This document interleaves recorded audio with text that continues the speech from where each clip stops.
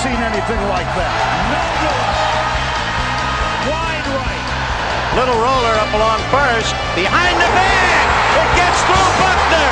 Here comes Knight, and the Mets win it. Oh, the band is out on the field. He's going to go into the end zone. He's going to go in the end zone. The Bears have won. The Bears have won. Oh, my God. You believe in miracles? Yes. It's the Davey Mac Sports Program, where we talk the sports and other stuff, like transportation. Speaking of which, why did the bicycle faint? Anyone? Because it was too tired. Now, that's just some mobile humor for you. And if you don't like it, well, sit on it, Pootsie. You hear me? Just sit on it. Get over here and sit on it right now, Pootsie. I'm Roy Harder. Here's your host. Oh, there he is. Mr. Eastside David McDonald, everybody. Thank you, Roy Harder. Thank you, Bobby Tamburo. Thank you, gentlemen. Roy. Yes, Potsy. sir. Potsy. Happy days. It's a fucking phrase. Sit on it, Potsy. I used to watch Happy Days all the time, and I'll be honest with you, David, I never heard that phrase. All I remember was, heard the phrase. Roy, sit on it was an absolute catchphrase from Happy Days. Outside of Arthur Fonzarelli, the Fonz going, hey. The second biggest catchphrase that emerged from Happy Days was sit on it. And you'd hear sit on it, Potsy, sit on it, Ralph. Maybe Joni would be set at Richie, and she goes, sit on it, Richie. And I was always like, what are they talking about? Are they talking about dicks? Yeah. Yeah, pretty much. It's what it sounds like. You know, like, sit on it, Potsy. Go sit on my dick, Pots. Go sit right here, Potsy. Or it's like stick it up your ass, kind of. Yeah, stick it up your ass. Go sit on my penis. Yeah. Go sit on. It's an odd thing. And it was only Happy Days that embraced the sit on it, dot. I bet you that phrase probably went back and forth between censors for a long time. Happy Days never gets the credit for the jumping the shark phrase. That was Fonzie, yeah. Sure. But I feel like the jump the shark phrase has jumped the shark at least 10 to 15 years ago. Yeah. If you say that thing has jumped the shark now, you're kind of the asshole who actually should sit on it. Yeah. Yeah. Good point. All right. Good point. I'm glad I got off to some good points. Robert wanted to say something. Is that like in Greece when they made it the movie, they switched all like the switchblades for switchable combs and things like that? Is that their like polite way of telling you to fuck you? Yeah, that's what I'm saying. I think that's what it was. It was a polite way of saying go fuck yourself. But I mean, go fuck yourself is almost like actually like better than like come sit on my dick. Yeah, that's a little rapey is what I was getting at. Like, it's not good. Yeah, it was a different time. It was the 50s. We could get away with a lot more back then, you know? First of all, jerk. The show was in the 70s and it was set in the 60s. So you got no decade, right? You had ample opportunities. No, it wasn't set in the 50s. It was after American Graffiti. George Lucas did American Graffiti in 1973. It got him all kind of nominations. Before he did Star Wars, it got nominated for Best Picture, screenplay, all kinds of stuff. And it's an amazing movie. It's fantastic. It's a really great movie to this day. American Graffiti is so much fun. Harrison Ford. Yeah, man. I encourage everyone to see it. But that was right before Star Wars. But after American Graffiti's success, that's what spawned Happy Days. So give George Lucas credit for yet another invention. Besides CGI and digital editing and Star Wars and Indiana Jones and Pixar, for Christ's sakes. I was a Lucasfilm company. That was an ILM branch. ILM, for that matter. Lucas Sound. I mean, think about this. All right. What song are you playing? I was attempting to play the Happy Days theme song. Play it again. I'm going to stop talking, and I want you to play it. Okay.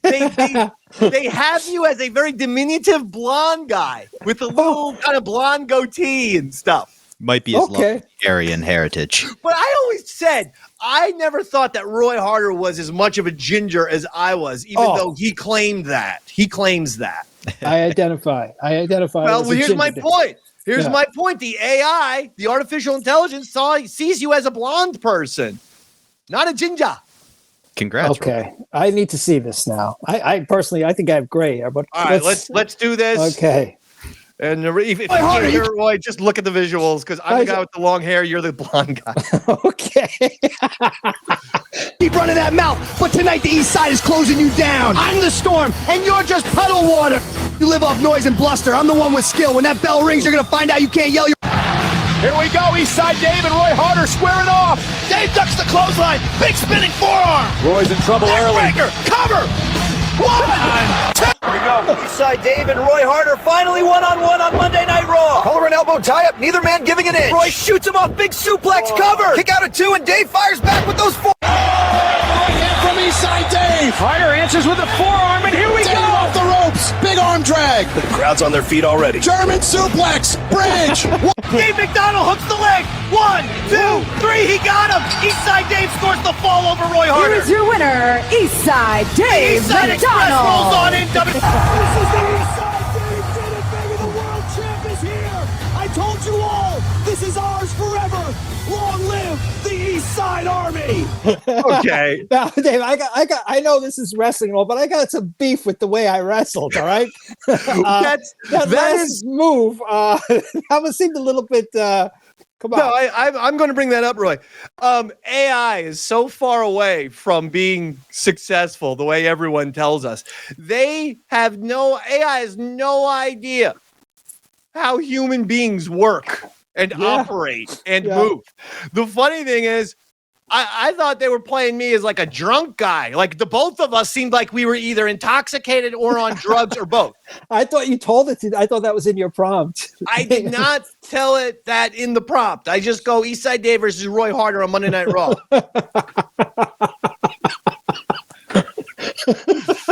Holy cow. All right. Good one, Dave. That's all the fun. That's all the fun that we can have, ladies and gentlemen.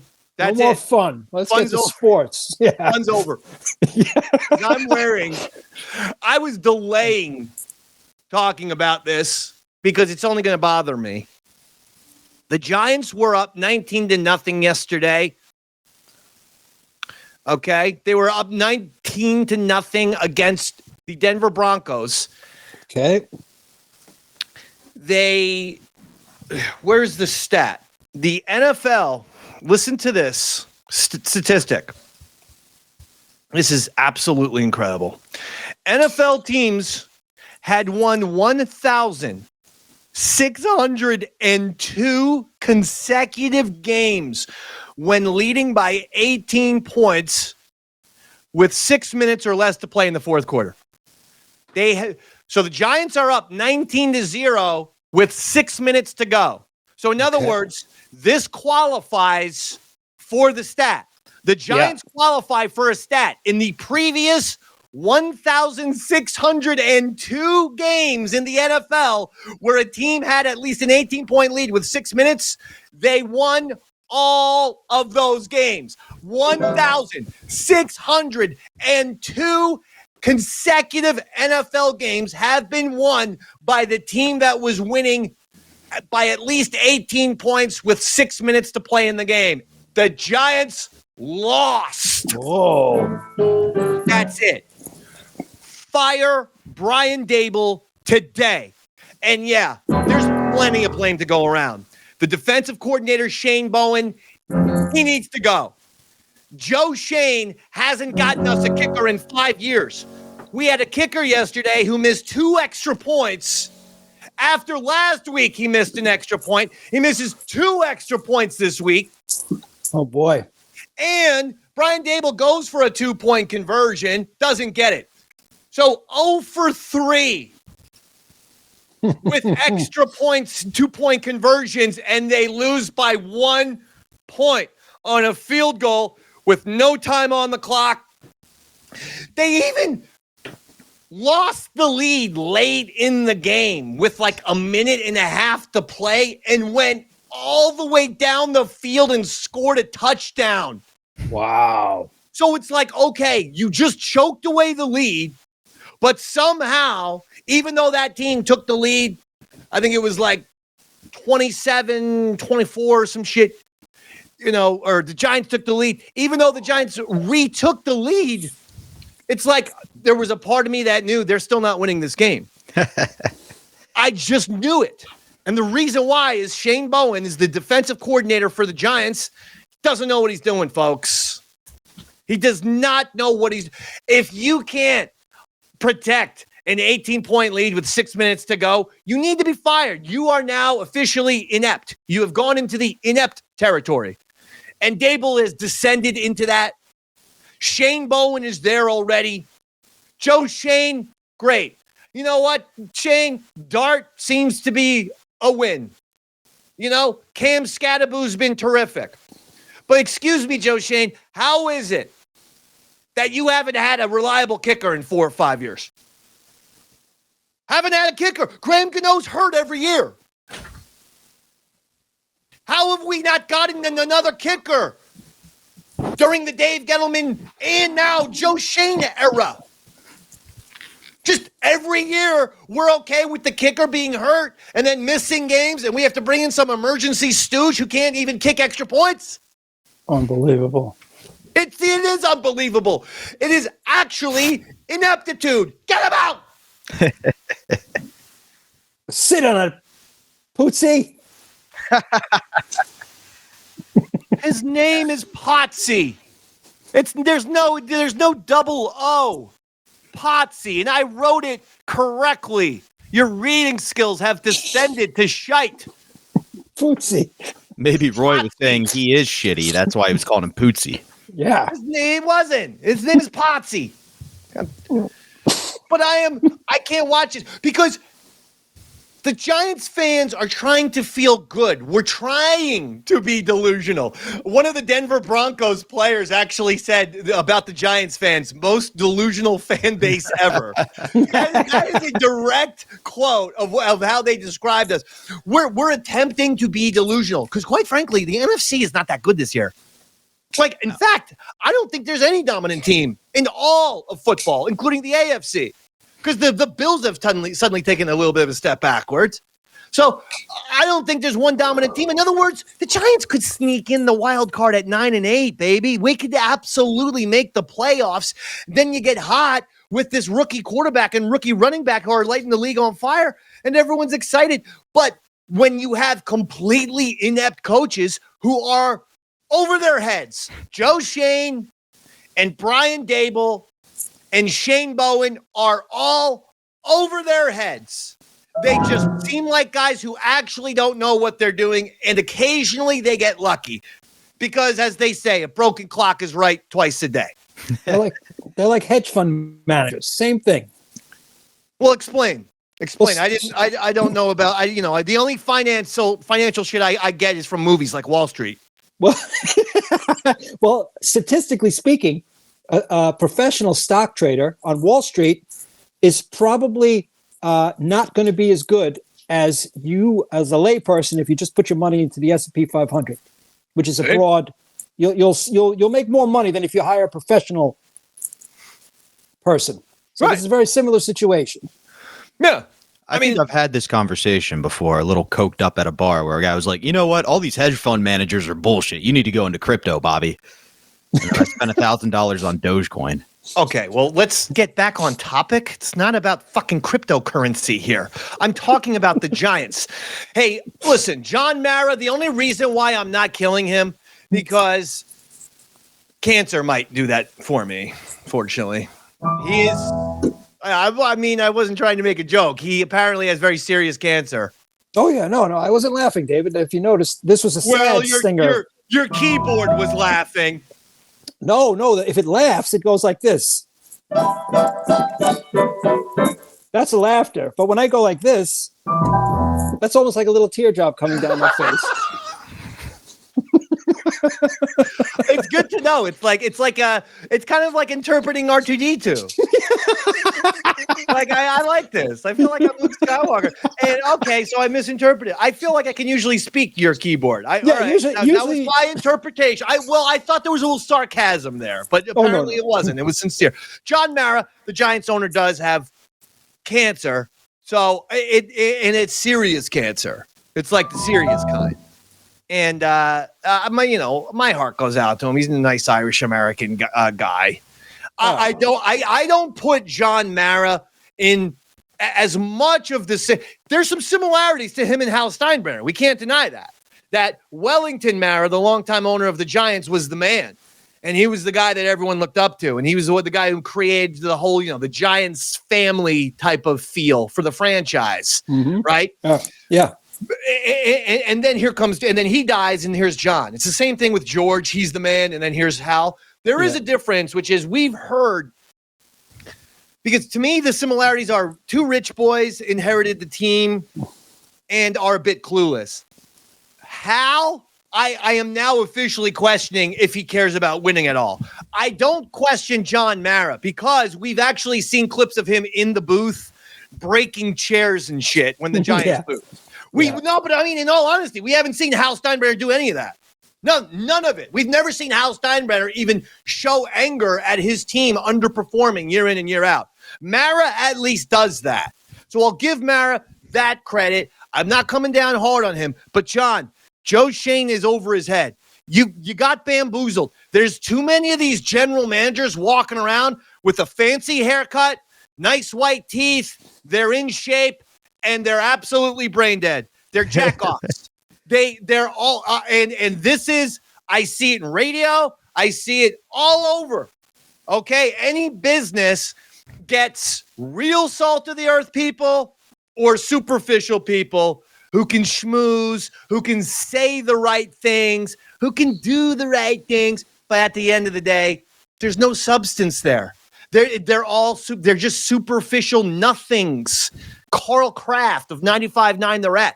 He had nothing, no feeling, no emotion, nothing. That's what Hal Steinbrenner's like. That's what Joe Schoen is like. Joe Schoen, the Giants general manager, there's no emotion there. And with Daboll, here's the bottom line. Yes, that's fine. Brian Daboll knows how to coach quarterbacks. You know what? I'm pretty sure I could have done a good job with Josh Allen. All right? But you know what? We can't even say Brian Daboll's 100% with quarterbacks. Because guess what? Daniel Jones is in Indianapolis, 6-1, and he's an MVP frontrunner. They just beat the Chargers yesterday. So now that I think about it, I can't even give Daboll that. But let's just say Daboll is the quarterback's whisperer. That's all fine and well if you're a quarterback's coach. As a head coach, all he does is fail. The Giants' defense has blown so many games. The amount of brutal losses. We're talking losses with 60-yard field goals. We're talking every time the Giants are up late in the game and have, say, a 4-point lead, 3-point lead, a minute to go. Defense, one stop and you win. The defense never gets the stop. So here's my point. Even if Brian Daboll is good at being a quarterback's coach, he's not a head coach. He has shown time and time again he can't coach all 53 men on the NFL roster. He doesn't care about defense, and his defenses choke year in and year out. Whoa. My mom just closed the door on me. Is she a Daboll fan? No, we all hear Beanie. God damn it, Dave! He knows what he's doing. He's the quarterback whisperer. Stanley Mac. I've realized I've done a disservice to my son. I have decided to torture a child because it dawned on me. He's 16, born in 2009. He has no memories of Giants, Yankees, and Knicks championships. Though the Yankees won in 2009, he was born in May and they would win in October. So technically he was born in a Yankee year. And then secondly, the Giants win their Super Bowl. The 2011 Giants win their Super Bowl in February 2012. But again, he's only like 2 years old, 2.5 at that point. So he doesn't remember those. Yeah. So we just keep watching the Yankees, Giants, Notre Dame, and the Knicks get really, really close and then choke. That's what we've been watching his whole life. Yeah, I'm sure he's going to be dissecting this in therapy one of these days. Why did you get me into these teams? Why did you make me a Chiefs fan? Honestly, Dave, I think you did him a great service, because they always say sports are a metaphor for life. And if life is nothing but almost getting there and then failing miserably, like, I don't know what it is. So he's That's prepared for that through his sports teams, thanks to you. I know. You prepared him for manhood, David. And then what do? You blame management. It's all somebody else's fault. I love it. That's a perfect setup for life. Well, here's the bottom line. Look, here's the bottom line, okay? Yes. Joe Schoen, the general manager, Brian Daboll, the head coach, Shane Bowen, the defensive coordinator, and that little Irish kicker who looked like a hybrid of me and Roy. Roy, their kicker, Graham Gano, is so unhealthy. He gets hurt every year that they literally imported a soccer player from Ireland for this week, which is why he went out and missed every kick imaginable. And he looked like a combination of me and you. He was like your sized with my kind of head, with the red hair and the beard. So now, on top of that, all the Giants fans were yelling at me, being like, hey, Davey Mac, you look at what your ginger kicker did, as if like I'm like gremlin number one and, you know, water spilled on me and I just multiplied a whole bunch of redheaded people. It's one of your spawn. Yeah. The guy goes, hey, Davey Mac, nice kick for by your redheaded ginger kicker. Thanks a lot. I'm like, I'm not related to this man. He has red hair. That's it. You share chromosomes somewhere along the line. Yeah. In all honesty, Shane, Daboll, Bowen, and the kicker, put yourselves not just in hell, but on the Shizer list. Shizer, you're the ones in business, Spicer. You hear that? We despiser you. Because, you know, it's like they take all of the optimism and they just totally shit it down the toilet. It's depressing, isn't it, David? Yeah, it is. I know. Why do teams always do that? Out of curiosity, when they need a kicker, why do they go find an Irish soccer player? Like, my brother played D3 football and he could hit you extra points with consistency as a, you know what I mean? Like, that was his Agreed. thing. He could do it. Dude, I'm pretty sure I can make a 30-yard field goal. We had that Davey Mac Sports Program sports challenge. Yeah. Between me and Robert. That's right. I do remember You weren't even there. I wasn't there, but I was judging it, David. And not even for points, just judging us. Yeah. And let me tell you something. We were able to hit some kicks. Now, we kicked it over a soccer goal, and we don't know how far back we were. But I mean, come on, we can approximate. It was a high school football, not a pro, but still. Oh, this is when you guys are okay. I'm sorry. You're right, David. I was not there. I apologize. I was thinking of the other time when you guys were, never mind. No, but that's a great episode in the archives. Check it out. Robert and I one time competed in 3 different sports: tennis, basketball, and tennis for a sports challenge. And Robert came down here to New Jersey, and we captured it all on tape. So go check that out. It's a fantastic episode. All right. So that's it with the Giants. I can't do it anymore. I'll give you some other quick NFL stuff. The Jets, the only thing that has saved Brian Daboll is that the Jets are more embarrassing than the Giants. They're the only winless team in the NFL. They lost again yesterday to the Panthers this time, 13-6. They have the most inept nothing offense that honestly we've ever seen, maybe. Like, oh dear. They won't let Justin Fields throw the football. They're bragging about Justin Fields, like who has either 0 or only 1 interception, and they're like, yeah, look, he's not turning the ball over. He's thrown the ball 4 times all season. He had a minus passing yardage game. He had a negative passing yardage. You know what the Jets look like? A scared team, a team that's playing scared. When you are so afraid that your quarterback is going to throw an interception that you don't let him pass the ball, you're scared. You're scared. So congratulations, Aaron Glenn. You're a scared head coach. And the Jets look like a scared football team. That's about the worst thing you can be in the NFL. Yeah, and they're in the perfect position. You've literally got nothing to lose. People are taking the bet that you'll win less than 2 games this season at even odds and betting it like the house on it because it's that going to happen. This is when you should have fun. Mix it up. Invent the Wildcat. You know what I mean? Like, this is your time to have fun because nobody's expecting anything. He doesn't know what he's doing. The problem with Aaron Glenn is similar to Daboll. He looks like an expert in one thing, defense. Awesome. Everyone could use a great defensive coordinator. Shit. I hope Aaron Glenn gets fired tomorrow and becomes the Giants defensive coordinator. He did a great job with the Lions. Yeah. Point being, some people aren't made to be head coaches. That's clearly the case with Brian Daboll, and it's clearly the case with Aaron Glenn. Both New York football coaches are not head coaches, folks. If I was Aaron Glenn, you would be on every Monday pissed off for a different reason. It would be like, why did he try the muddle huddle this week? Who thinks 2 quarterbacks is a good formation? If I was a Jets fan, I'd be jumping into a volcano by now. I wouldn't put up with that shit. No.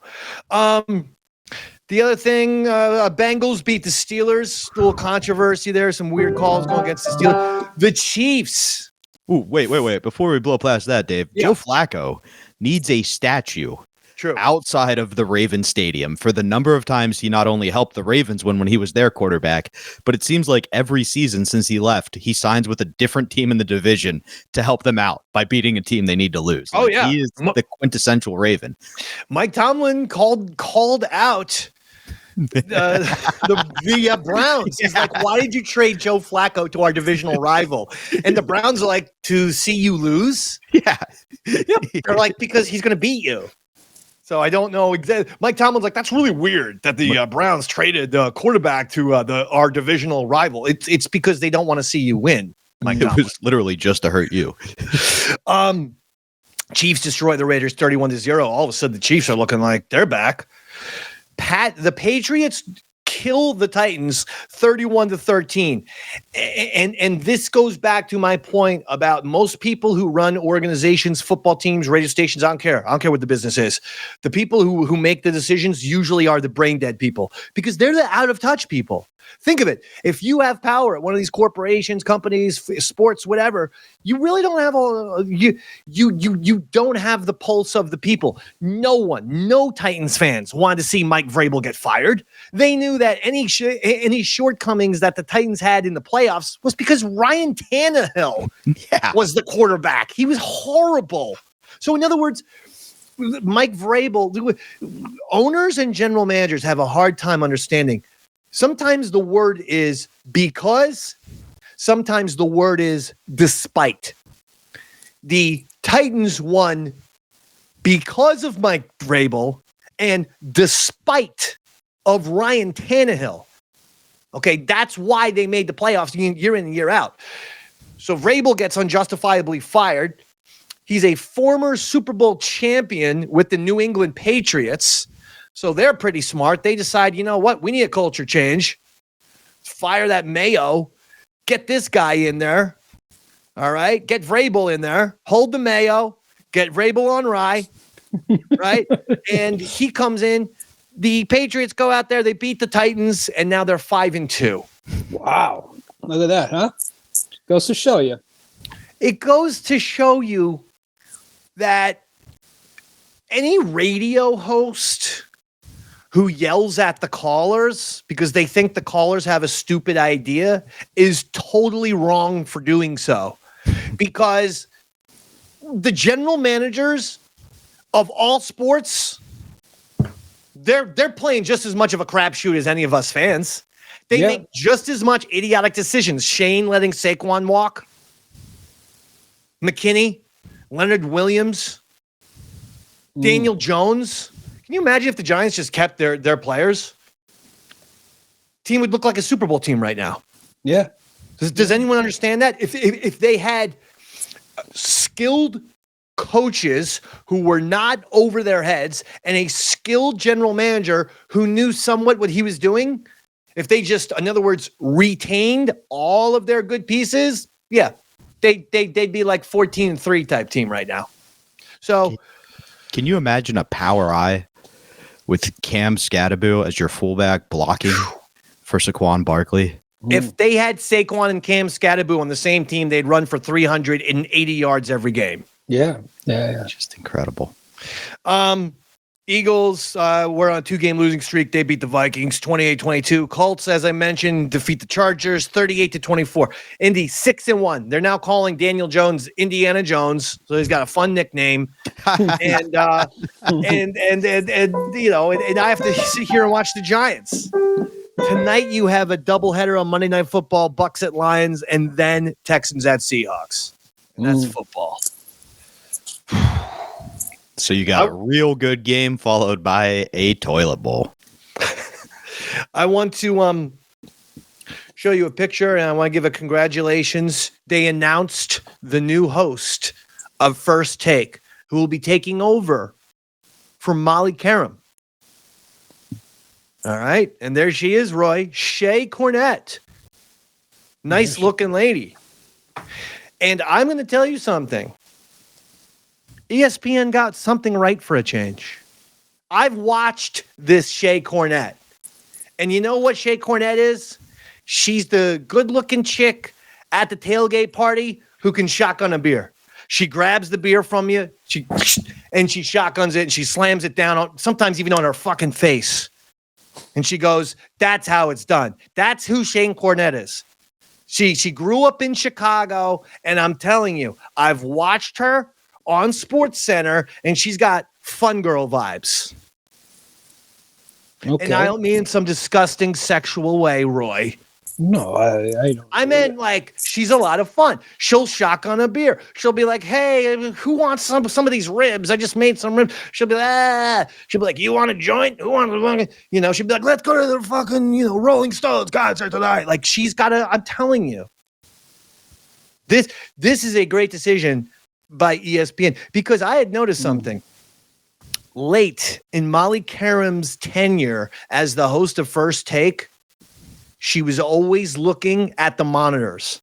Remember when we were at Compound Media and there were monitors all over the place? So you could see it's not so much what you look like, it's to make sure you're in the shot. It's to see where you're framed. Yeah. But Molly Qerim, she would introduce the topic and then Stephen A. Smith and the other guys would start talking. And while they're talking, you would just see Molly Qerim looking clearly at the monitor. Yeah. Off camera.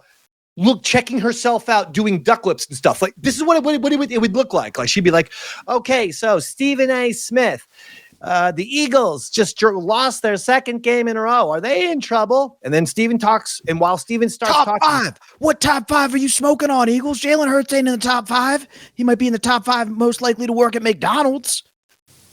You know who's a good quarterback? Lamar Jackson. We just got to get a better. This is what she does. She makes faces. She makes faces while Stephen A. is ranting, and she does duck lips, and Molly Qerim constantly is looking at herself in the mirror. She's so like Flutzy. Remember Flutzy on the East Side Dave show?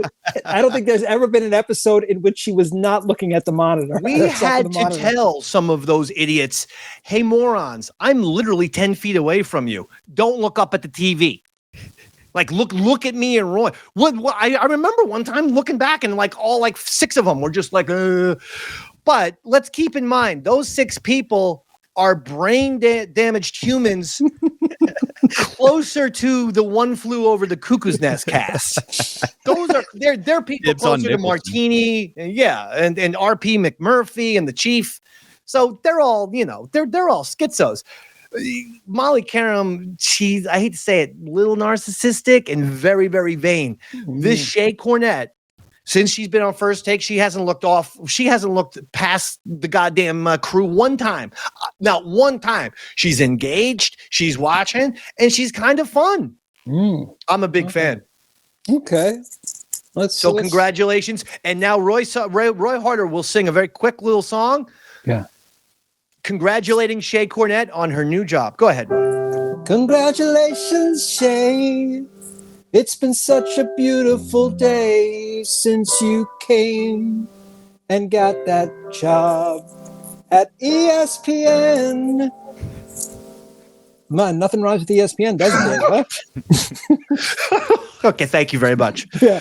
And so she's going to love that. She's going to love. And by the way, it's possible Dave Mann actually has a legitimate crush on this person because I was do. about to say that. Oh, now I'm starting to see it, David. Because I've never seen you this flustered before over a sports anchor. How dare you? I do have a habit of looking up her Wikipedia every few days just to check to see if she's gotten divorced yet because she's married to a basketball player. His name was Cornette. She took the Cornette name. A basketball player, you say, David? Yes. Oh. All right. Do you think you would be her type based on that? Maybe. What do you mean, like a... No, I don't want to say it. It'll ruin our shot at getting on ESPN. We're never going to get on ESPN. No, ESPN already has the shitty Davey Mac Sports Program. It's called the Pat McAfee Show. Oh, good point. Yeah. I just meant, Dave, you're tall for the normal person, but compared to an NBA player, I mean, you look like James Harden. So maybe she's into, 7-footers. She is tall. I see. I've looked at her, and she's usually taller than the other people. She looks like a former athlete to me. Like I guarantee you, either she played hoops or volleyball because she's a tall lady. Well, whatever. Hopefully, these two, it's bad karma to wish for them to hit a rough patch in their marriage and get a very, very difficult divorce, a very bitter, angry divorce. Yeah. But I am hoping for that. Yeah. Yeah. Yeah, I am. And then I'm going to be the guy who she's going to cry on my shoulder. I'll be like, yo, I'm a sports guy, Shae, but I'm not one of those arrogant basketball players. Right. You know? I don't have any groupies on the road. Yeah. Drop a little of that in there, David. Start questioning her husband's loyalty. Yeah. Now,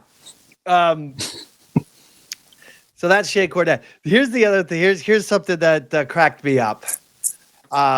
There's an account I follow on Twitter called Funhouse, and they play Mike Francesa clips. You know, okay. He every year during the NFL season, he gets strangely amazed at how fast the NFL season is flying by.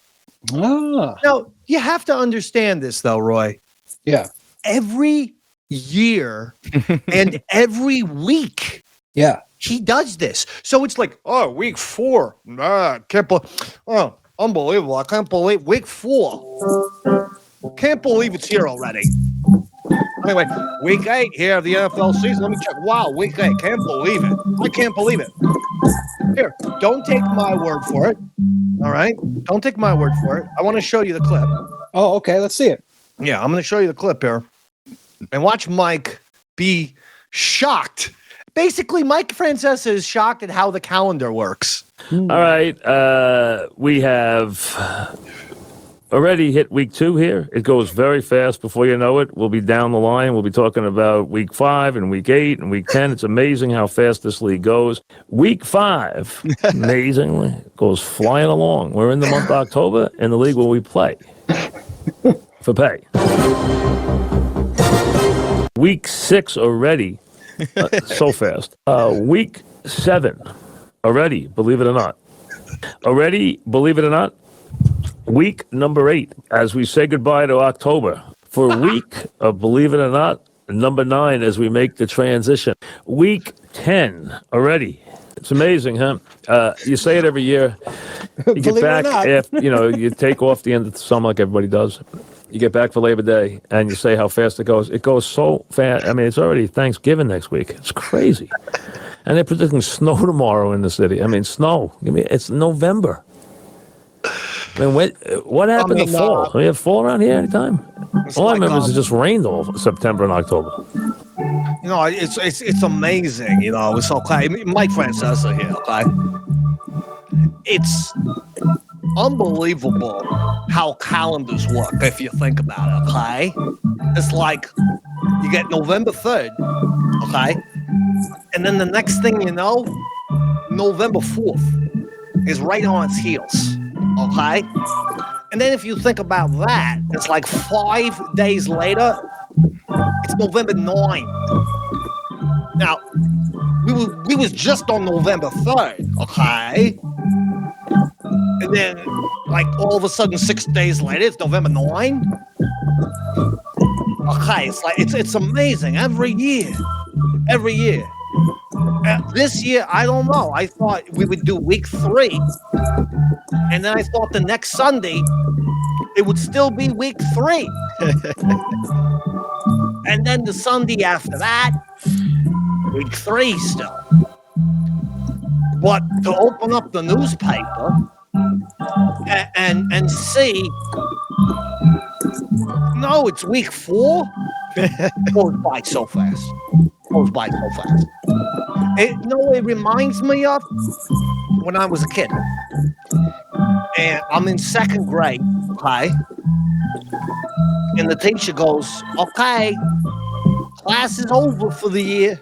And I go, what's next? And they go, 3rd grade. I go, it flies by. And I said to her too. I go, it flies by, Mrs. Anatola. She was my phonics teacher in Massapequa. And I said to her, I go, Mrs. Massapequa Elementary, by the way. Okay. Well, with all due respect, I'm the most distinguished alumni at that elementary school. Okay. It was either me or Boomer or Esiason. They decided to give me a plaque. Okay. And it's because I would ask smart questions like that. So after this, my 2nd grade, I go to 3rd grade. I can't believe it. I can't. It's every year. It's unbelievable. Then it's like I watched The Godfather the other day. Amazing movie. And then my wife goes, well, why don't you watch the other one? Well, what? The sequel. I go, excuse me? There's a sequel? She goes, yeah. Godfather 2. I go, it's amazing how these numbers, they go up and up and up every time, like in the NFL, week 1. And then the next week, it's week 2. And it's like with the movies, it's Godfather 1, Godfather 2. Hi.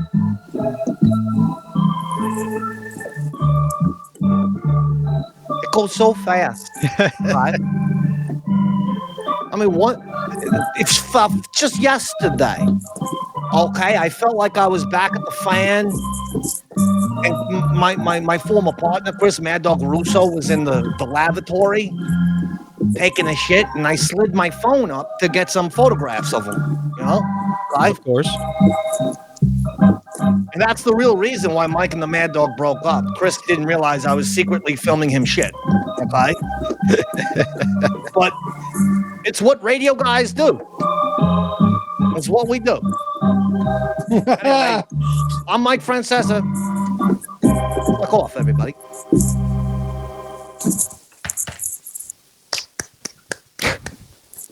I'm going to see Mike just next week, actually.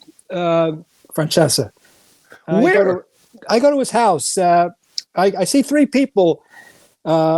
I see LL Cool J, Mike Francesa, and Bill O'Reilly. They all live in my neighborhood. So when Halloween, they open their doors, and I trick or treat. So I get to see them. Oh my God! Can you wear one of those pair of glasses and take photographs or video of these people? I would love a Roy Harder, Mike Francesa Halloween interaction.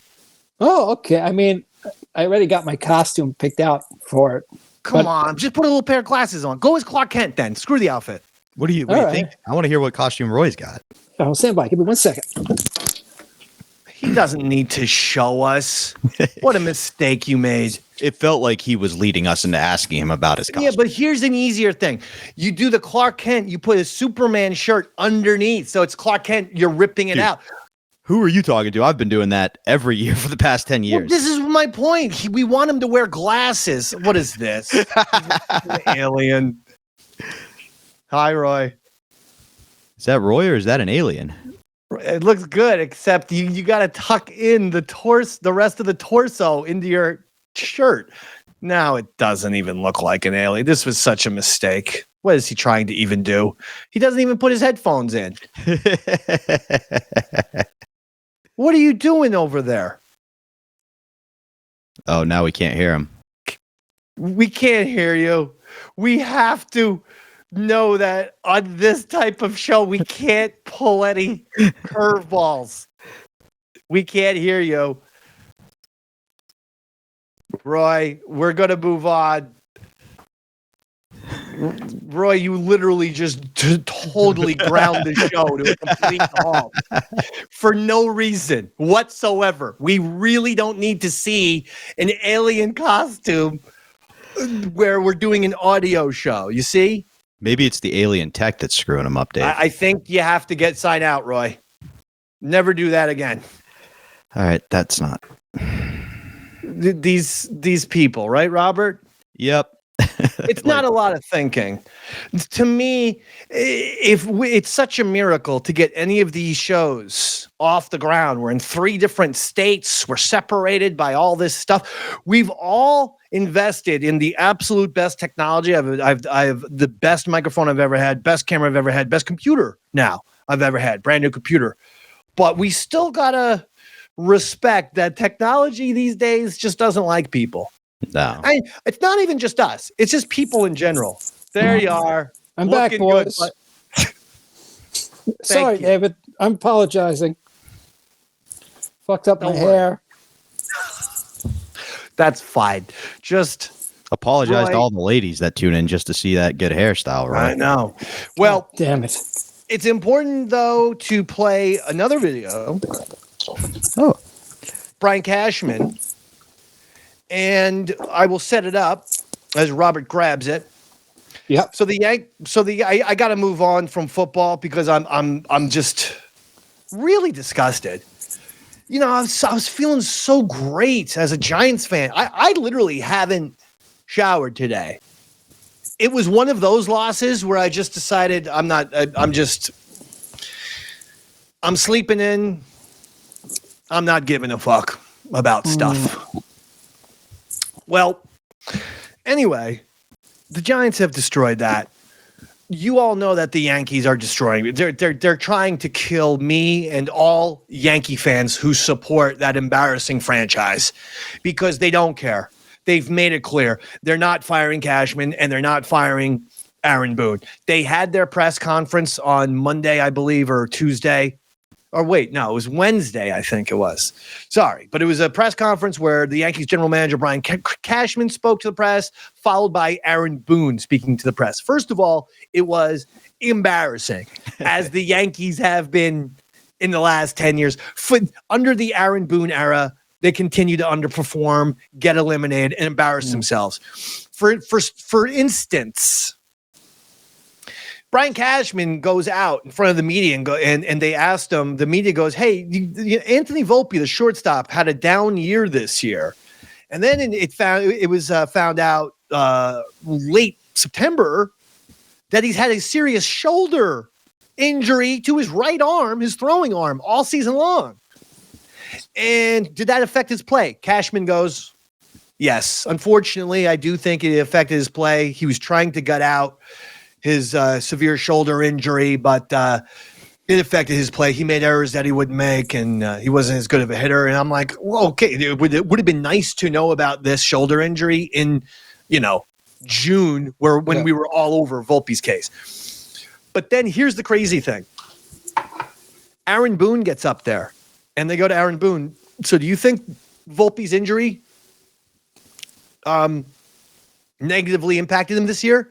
And Aaron Boone goes, oh, no, I think he was just fine. I know he had a shoulder injury, but it didn't affect his play at all. So at the same press conference, you have the general manager of the team saying the shortstop's shoulder injury affected his play, followed by 10 minutes later, the manager of the team saying it didn't affect his play. Not a good look, David. Horrible look for a horrible clown show, which is the Yankees baseball organization these days. when Aaron Judge, and I don't want to hear anybody talk about Aaron Judge when he had and it's disgusting. They are going to rob Aaron Judge of the MVP. He's the MVP this year. You don't hit 50 home runs and win a batting title. It doesn't happen. In fact, it hadn't happened in 90 years. Wow. No one who hit 50 home runs in the past 90 years also hit the batting title. That's how much head and shoulders Aaron Judge is above everyone else, yet Cal Raleigh will make it. Hitting 250, he's going to win the MVP. Embarrassing. But here's the problem. Yeah, the manager and general manager contradicting each other. You have Hal Steinbrenner who doesn't care. And even worse, you have what I think was a very gross comment by Brian Cashman at the press conference. Robert, can you please play this? Quality that is currently here and on the come, and the job is always to try to find ways to get it better. Because whatever it looks like right now, you're going to wind up with injuries. On the come? Surprising underperformance. Just play that again. Better perform. Have you, but actually, I think we have a lot of quality that is currently here and on the come, and the job is always to try to come and on the come and on the come and on the come and on the. Thank you, Robert. That's the evidence right there. The phrase is, we have talent on the come up. That's the phrase. When you don't include the word up, it just sounds like the Yankees are sitting on semen. Is it possible you may have misunderstood what he was saying, Dave? Because the Romans, before they invented steroids, used to drink goat semen because it would make you stronger. So perhaps is he saying we've got our talent on the juice again? Well, then I wish he would have been specific and said, we have our talent on the goat jizz. But he just said we have our talent on the come. And again, this nitwit, he left out the word up. On the come up, I believe, is what he was trying to say. No one says, hey, I'm on the come.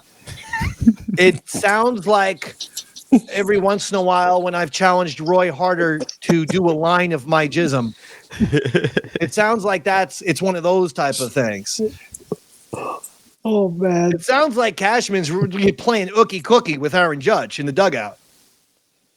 You know, David, I did some research into why potentially they are keeping Cashman, and it turns out that Cashman, it looks like his strength is not as much on the field as it is in making the Yankees an international lifestyle brand. So apparently he's opened up markets for the Yankees merchandising all over the world. Roy, I have no issues with this. This is my point. Yeah. Hal Steinbrenner and Brian Cashman are almost the same age, and they literally started in the Yankees together. They were like 19-year-old interns together. And this is why Hal Steinbrenner, and this is why Hal Steinbrenner is not firing Brian Cashman. Here's my point. The Yankees have done this a million times in the past.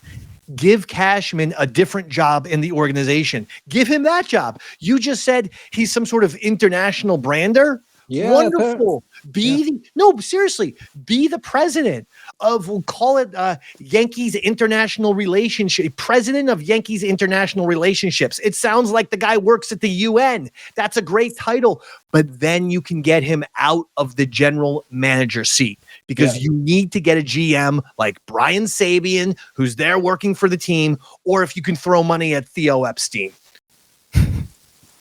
Boom. That's the way to do it, David. Not Jeffrey Epstein. I was going to say, I hear Theo's got a list of all the top prospects, and everybody wants to be on Epstein's list. We're all trying to figure out what happened to Epstein's list. The second I said Theo Epstein, I regretted it because I knew that Roy and Robert's heads would go into Jeffrey. And no, we're not talking Jeffy. We're not talking little Jeff and all of his little evil crimes. Talking Theo Epstein, who also has some evil crimes because he's the guy who broke the Red Sox curse after 86 years. And that bothered me as a Yankee fan. However, Theo Epstein building the Red Sox team that finally broke the curse and won a championship only to leave and go to Chicago where he broke an even bigger curse of 108 years and won a championship. He's the greatest general manager in the history of baseball for that. Seriously. That's All it. right. When you have those two accomplishments, there's not another general manager who can compare that. Hi, my name is Theo Epstein. I went and broke an 86-year championship drought with the Red Sox, went to Chicago and broke an 108-year drought with the Cubs. Yeah, that's the best year. So why don't the Yankees say, give him something crazy, $25 million? It doesn't count to your player's payroll. In other words, you can pay Theo Epstein $30 million a year. It's not going to go to your $300 million salary cap. Do you think the Yankees are literally just worried about the headlines? Yankees give Epstein $30 million.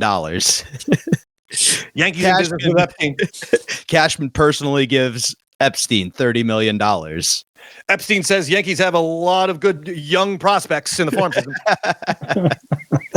Listen, maybe we can change that last name. I think people who with that last name should think about that. You don't see any like Bob Hitlers walking around. Exactly. I was just about to say that, David. Yeah. When was the last time you saw Robert Hitler somewhere, you know? It's just I mean, outside of the Harder family reunion, I never see anyone named Rob Hitler. Isn't there literally an Epstein Weinstein or like lawyer company that has billboards all through New Jersey? So you just see the big sign that says Epstein and Weinstein.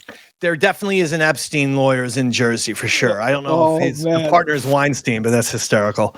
And by the way, here's your Major League Baseball. But wait a second, I didn't even put him. Hal Steinbrenner, Brian Cashman, Aaron Boone, you make me sick, just like Daboll and Shane and Bowen. Put yourselves on the Shizer list. Shizer, you're the ones that we despise her. It's too much. I wonder what Shae Cornette's doing right now. Wonder if she's just like painting her toenails and doing something cute, maybe taking the dog out for a walk or something. Oh, I'm sorry. Back to the show, guys. Sorry about that. Did you guys hear those? Did you hear those? Forward husband. Did you hear those comments though? Yeah, sometimes when you think out loud, David, we do hear it. Okay, I apologize for that. That's okay. Boy, I'd love to cuddle with Shae Cornette though, and then slip the old red dog deck in there. Whoa, hold on here. Sit on it. Did you guys hear that? Was that? Did you hear those last parts? Not only did we hear it, David, but we saw your mouth moving. Oh, I don't think I'll be able to ever unhear it, to be honest. That was worse than anything I've ever said about Diana Taurasi. Why? Well, why do you guys dislike my new girlfriend Shae Cornette so much? She's a beautiful lady, and again, listen. I'm saying it's as much personality as it is the looks. When she's on SportsCenter, she's just like, "Give me a beer." Like, I don't know why football shows all do the same thing, where they have to have a food segment now. That's across the board. Now it's every single football show needs to have a food segment. Don't know why. But like Shae Cornette, like the other guys were like barely didn't want to get any sauce on their face. And she just grabbed a rib and just like freaking sauce all over her dress and shit. She didn't care. I mean, honestly, she should be the new co-host of the Davey Mac Sports Program, not First Take. I mean, Shae, I would treat you really well. I won't treat you like Stephen A. He can be hard on ladies. He can be too hard, baby. Shae, I'm going to need you to text me so I can give you the real info. Shae, do not text Robert, baby. Shae, I like your name, baby. A little joke between me and Shae would be like, hey, I'm gonna call you City Field Cornette. Get it right? That's me laughing, buddy. Yeah, the keyboard laughed. The keyboard, the R2 keyboard too. Thought it was funny. Now,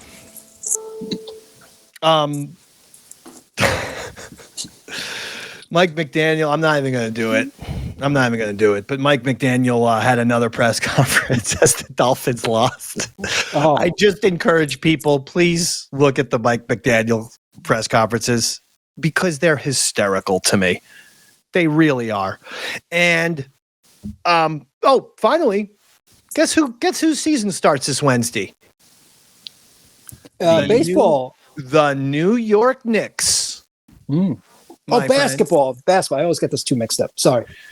Because the Giants can't win as long as Daboll's there, and the Yankees will never win as long as Brian Cashman is there.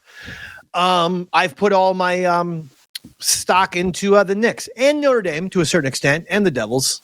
That's my top 5. And the Notre Dame Fighting Irish just had a big win over USC, so they're 5-2. But really, I think the Knicks are the closest to a championship of the Davey Mac top 5. That's Yankees, Giants, Knicks, Notre Dame football, and New Jersey Devils for the hockey. That's the Davey Mac top 5 of those are my teams.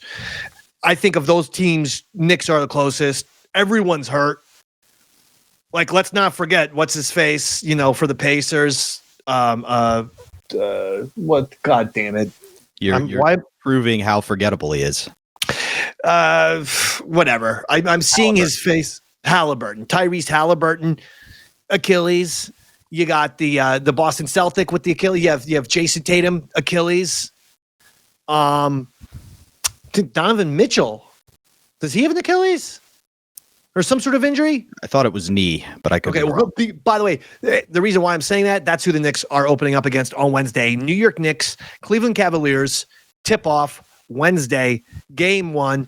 I am copywriting the phrase and trademarking the phrase right here on the show right now, Knicks in 26. Ooh. And we're going to put a comma before the 2. Or excuse me, an apostrophe before the 2. We're not saying Knicks in 2026. It's too cumbersome. It's Knicks in apostrophe 26. Is that acceptable? I like that, David. It rhymes. Robert, please copyright that immediately. Go to GoDaddy or whatever you have to do and copyright Knicks in 26. That's a Davey Mac thing. If you start seeing it on Twitter and whatnot, know that I came up with it. Okay. Hell yeah. All right. Knicks in 26. And real quick, the baseball. Mariners Blue Jays Game 7 American League Championship Series tonight in Toronto. Who do you like, Robert? Give me the Blue Jays. They're fun to watch. I don't know if they're going to pull it off, but that's who I'm certainly going to be rooting for. Blue Jays? Yeah. Roy, Blue Jays or Mariners? Game 7. Blue Jays. They are, it's a much nicer color, blue, than Toronto. Nice. marine. Toronto's a nice place. I think at home, the Blue Jays will win this game. Yeah. And they will go on to face the LA Dodgers, who have advanced to the World Series by beating the Milwaukee Brewers in National League Championship Series. Everyone's talking about Ohtani hitting 3 home runs and pitching 6 scoreless innings in the game clincher. Look, absolutely, that's one of the greatest games of all time. At the same time, Ohtani's dirty. Straight up dirty. He threw his translator under the bus. That was Ohtani betting on the games.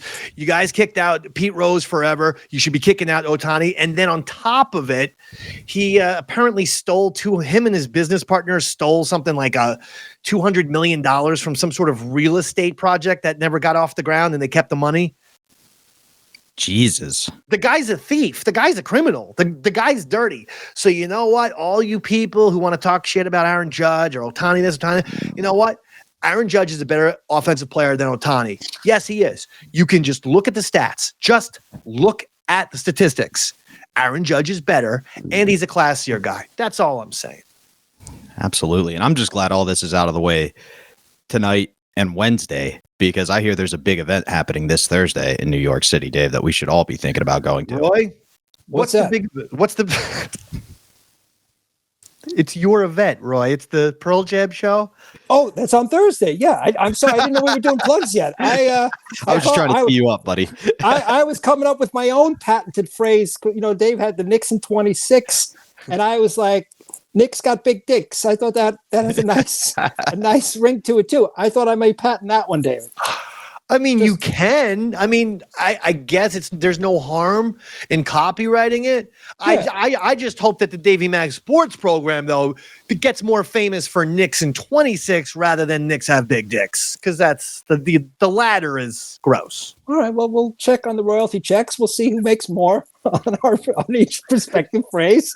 Oh, by the way, David, I forgot to tell you this Thursday, my father's place. We're doing that Pearl Jam show. I got your little lead in there, David. I got it in there. All right, excellent.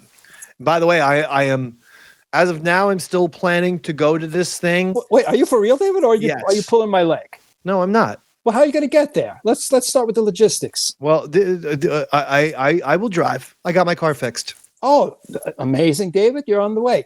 And then where will you be spending the night? Either you or Sean O's house. Sean O will be more than happy to oblige. Now, the reason why I'm saying something did pop up. Okay. It's only it's nothing to do with me, but there is a family. It could be a family meeting basically that I have on Thursday. If that happens, I won't be. But if that doesn't happen, I'm there. Fair enough, David, and understood. I've had my own intervention. And I like to say family's not who you're born into, Dave. It's who you choose. And who's more of a family member to you than Roy Harder and Sean O'Barry? I'm pretty much up there. Dave, would you speak to me more than you would your own brothers? Think about all you have numerous. Oh yeah, well, I mean, so speaking, yes, I would say that speaking, yeah. I mean, because everyone lives very busy lives. That's why. Everyone's got their own thing. And my brothers live in Los Angeles, Virginia, and Pennsylvania. Yeah, they're all over the place. So you don't really. Yeah, so I'm your brother now, David. Yeah, go hang out with Roy. Why did that sound like a threat? Oh, I'm calling Robert for some reason. I didn't mean to. Wait a minute. Hold on, something. I think my phone just blew up. That was me. Dave was trying to FaceTime us because he missed us already before we even. You trying to? Yeah, Dave calling to say I love you. My phone hit the button accidentally, and I was calling you too. Robert, what do you have to plug? Make sure you're checking out the Modern Day Man Show with Eastside Dave and Aaron Berg. It's a lot of fun. Yes. This weekend, I'll be around Pennsylvania. The night before Thanksgiving, we have the big fundraiser show for Children's Miracle Network. I'll be at the Harrisburg Comedy Zone. And then December 19th and 20th, Dead Crow Comedy in Wilmington, North Carolina. Excellent. All right. Well, that will do it. Make sure you're going to My Father's Place to see Roy Harder, Sean O, and the Pearl Jam Tribute Band. My Father's Place in Long Island. Thursday night. On Thursday. Modern Day Man, Tales from the Satellite, patreon.com/Eastside Dave's got a whole bunch of stuff.